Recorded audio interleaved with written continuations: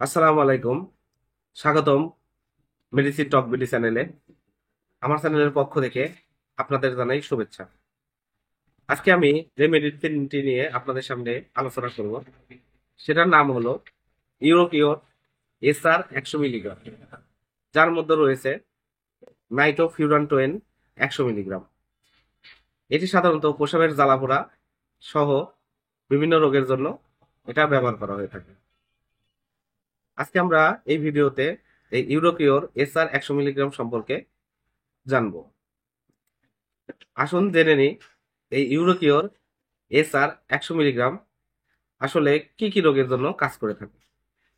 ইউরোকিওর SR 100 milligram সাধারণত মূত্রনালীর infection, অতএব যাদের দীর্ঘদিন দিন যাবৎ মূত্রনালীতে সমস্যা রয়েছে, প্রসাবে জ্বালাপোড়া রয়েছে, অনেক ওষুধ খেয়েছেন কিন্তু ভালো হয় না, তাদের জন্য এই ইউরোকিওর এসআর 100 মিলিগ্রাম অত্যন্ত কার্যকারী একটি ঔষধ। এবার আসুন জেনে নিই এর মাত্রা ও সেবন বিধি কি। এর মাত্রা ও সেবন বিধি হলো, যাদের দীর্ঘকালীন প্রসাবে জ্বালাপোড়া রয়েছে তারা প্রতিদিন 2টি করে ক্যাপসুল সকালে এবং রাতে সেবন করবেন, এবং ভালো হয়ে যাওয়ার পরও এই চিকিৎসা আরো 2-1 দিন আপনারা চালাতে পারেন। এবার আসুন জেনে নিই এর পার্শ্ব প্রতিক্রিয়া কি। এর পার্শ্ব প্রতিক্রিয়া যেগুলো বেশি দেখা যায় সেগুলো হলো বমি ভাব, কোষ্ঠকাঠিন্য, পেট ব্যথা, মাথা ঘোরানো। এবং যে পার্শ্ব প্রতিক্রিয়াগুলো কম দেখা যায় সেগুলো হলো বমি, মাথা কানে ভো ভো করা, মাথাতে ব্যথা, ডায়রিয়া। এই রোগগুলো কম দেখা যায়। এবার আসুন জেনে নিই গর্ভাবস্থায় এবং স্তন্যদানকালে আপনারা এটি কি করে ব্যবহার করবেন। গর্ভাবস্থায় এবং স্তন্যদানকালে এটি প্রেগনেন্সি ক্যাটাগরি বি।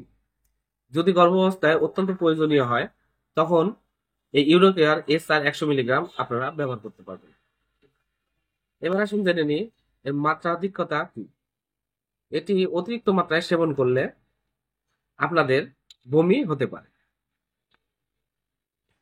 এর থেকে বেশি কিছু সমস্যা মাত্রা অতিরিক্ত ব্যবহার করলে তেমন দেখা যায় না। এটি স্কয়ার ফার্মাসিউটিক্যাল লিমিটেডের একটি প্রোডাক্ট, যার দাম 20 টাকা। একটা কথা মনে রাখবেন, প্রত্যেকটি ওষুধের ডোজ এবং মাত্রা ও সেবন বিধি এবং পার্শ্ব প্রতিক্রিয়া এবং কেমনে সেবন করবেন সেটা নির্ভর করে মানুষের বয়স এবং ওজনের উপর।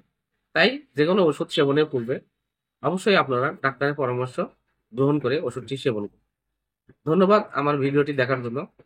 আপনারা যদি আমার ফেসবুক পেজের মাধ্যমে ভিডিওটি দেখে থাকেন অবশ্যই ফেসবুক পেজটিকে ফলো করবেন, এবং আপনারা যদি আমার ইউটিউব চ্যানেলের মাধ্যমে ভিডিওটি দেখে থাকেন তাহলে অবশ্যই ইউটিউব চ্যানেলটিকে সাবস্ক্রাইব করবেন। ধন্যবাদ।